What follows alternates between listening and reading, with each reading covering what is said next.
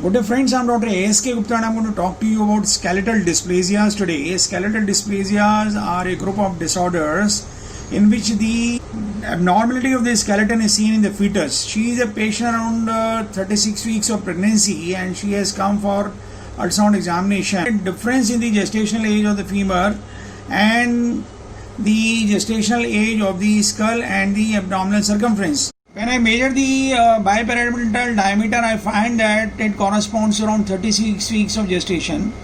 The abdominal circumference corresponds to around 31 weeks of gestation, and she is around 39 weeks of gestation by the LMP. But when I measure the femur length, I find that it is corresponding to only 28 weeks of gestation. What does it mean? I am confused whether I am really measuring the femur length or I am measuring something different. But when I see it again and again, I find that I am measuring the femur length only. The femur is very well visible, and I can see that there is a bladder around nearby and there are genital organs nearby. It means we are measuring the femur length, but the femur is really short in size. It means there is skeletal dysplasia. Whenever there are skeletal dysplasias, three important things are to be seen in the fetus. One is the skull, and second is the limbs, and third is the thoracic cage or the chest cavity, because these are three important things which are affected by the skeletal dysplasias. Let us try to see one by one. Whenever we are trying to see the skeletal dysplasias, always try to look for the bones, all the bones in all the four limbs, and try to look for the presence of bones, the mineralization of the bones, fracture in the bones, and the concavity or convexity in the bones. Because all these things may be affected, the size of the bone may be affected. If the proximal part of the bone, that is the femur and the humerus, are affected, then it is the skeletal dysplasia is called as rhizomelic dysplasia. If the middle part of the limb, that is the forearm and the leg bones are affected, that is the ulna, radius, fibula and tibia are affected, they are shorter than the rest of the limb, and the difference between the gestational age and the bone size is around 5 to 6 weeks, then it is called as mesomelia. If only the distal portion of the limb is affected, that is the hands and the feet, then it is called as acromelia. Sometimes the entire limb may be absent. In that case, it will be called as amelia. Or when the entire limb is shortened, then it will be called as meromelia. Usually, it is the rhizomelic skeletal dysplasia which is very common. And at times, the mesomelic and rhizomelic dysplasia may coexist, and in that case it is called as rhizomesomelic dysplasia. In cases of mesomelic dysplasia, the leg bones and the forearm bones are affected, that is the ulna, radius, fibula and tibia. But in these cases, most of the times the femur is also affected, and when most of the times the radiologists they measure the femur length, they find that the femur length is shortened in these patients, thereby warning the radiologist or the sonologist that he has to look for the entire limb in detail so as to label this patient as skeletal dysplasia and find the associated findings. In this patient, length of the humerus corresponds to 26 weeks of gestation, while the femoral length corresponds to around 28 weeks of gestation, while by LMP the patient is around 39 weeks of gestation, and the other bones are also shortened. And I try to measure the tibia and the fibula. I find that the tibia corresponds to around 28 weeks of gestation, while the fibula corresponds to around 32 weeks of gestation. When the gestational age difference between the bone size and the skull size or by the LMP is more than 5 to 6 weeks, then it is the possibility of skeletal dysplasia is very high. This is the skull of this patient, and you can find that the outer table and the inner table are seen separately, and it appears that the mineralization of the bones in the skull is somewhere it is very good, but somewhere it is not very good. So maybe it is that there is some mineralization defect also.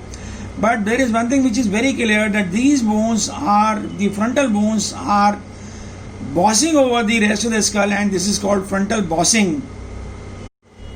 This is the abdominal circumference of this patient, and along with, you can see the 3 vessel cord, which is normal. And in case we find that the FL by AC ratio is less than 0.16, then it is suggestive that the thorax may be hypoplastic, and the possibility of thanatophoric dysplasia, in which the thorax is compressed and small in size, and these patients are not likely to survive. But in our patient, we find that the FLAC ratio is around 19. That if I calculate it in points, then it is 0.19, which is nearly normal, slightly less than normal. So the small thoracic cavity are less. Thoracic cavity measurement should be done at the level of 4th chamber of heart, and you can see that the 4th chamber of the heart appears to be normal, and the CT ratio appears to be normal. And when I measure this thoracic cavity, I find it is 25 centimeter in circumference, which is nearly normal for the gestational age. So there is no thoracic hypoplasia. Here also you can see that there is no evidence of thoracic hypoplasia, but the limb bones are definitely hypoplastic and they are smaller in size. Another important parameter which should always be measured is the ratio of the foot and the femur. If this foot is bigger than the femur length, then it suggests that it is skeletal dysplasia. In our case, the foot length is 56 millimeter, while the femur length is around 52 millimeters. And this case is showing that the foot length is more than the femur length, and it suggests that it is a case of skeletal dysplasia. You can see that the femur length is 52 millimeters and the foot length was, as I showed you, it was 56 millimeter in size. So the foot by femur length is more than 1, which suggests that there is skeletal dysplasia. You can see this is the ulna, which corresponds to 26 weeks 3 days, and this is the radius, which corresponds to a higher gestation around 33 weeks. I'm not sure whether we are dealing with radius or we are dealing with ulna, because I cannot see the lateral aspect of the limb, because the fetus is all lying in a very small amniotic fluid, and it is just a guess that this is ulna or this is radius. Here in the bones we can see that the bones appear to be mineralized, but they are not very densely mineralized, which should be seen at this gestational age.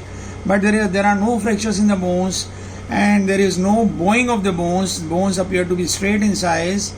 And whenever you are not able to differentiate the ulna from the radius or the fibula from the radius, because in this patient the hand and the foot are not visible, and so we cannot find out which is the medial side and which is the lateral side. In such cases, the fibula is to be identified, because the fibula is a longer bone, it is a thinner bone, and similarly the ulna is a longer bone, and by its length one can say that it is ulna or the fibula. This I am trying to show you the foot of the baby, and you can see that there are small bones of the feet and there are toes, and these bones, they appear to be mineralized, but the mineralization is not very good, and the foot length is pretty good. It is more than the femur length, and the ratio of the foot to the femur is more than 1, which again suggests that it is skeletal dysplasia. We cannot assess this patient much more, because there is hardly any lichen and this patient is in full term. She has an ultrasound report about 26 weeks of gestation, where again the femur was found to be shortened than the rest of the parameters, and it was possible to diagnose skeletal dysplasia at this age. Certain dysplasias may not be diagnosed in less than dysplasias, they cannot be diagnosed at a gestational age less than 16 weeks, but most are dysplasias, skeletal dysplasias, one is able to diagnose if the gestational age is more than 22 weeks. In this patient, the liger is also grossly reduced. The AFI is not more than 3 centimeters in total, and this patient is suffering from rhizomelic cum mesomelic dysplasia. Spine appears to be normal, and both the kidneys are normal. The urogenital tract appears to be normal, but the skull shows frontal bossing. You can see that the skull shows frontal bossing. There are no evidence of hydrocephalus or any cerebellar encephalocele. So this patient is having a skeletal dysplasia, most probably the rhizomelic skeletal dysplasia, because the proximal limb bones like humerus and femur are shortened, and the mesomelic dysplasia also because the middle limb bones, that is the leg bones and the forearm bones, are also shortened, but not to the extent as the proximal bones. There can be lots of combinations and permutations with all these dysplasias, and a lot of theoretical syndromes have been described in the books, but I've tried to give you some practical tips while seeing the patient with skeletal dysplasia. I hope it is useful to you. Please subscribe to our channel, like our videos, and share the video among large number of your friends so that maximum number of people can be benefited. Thank you very much.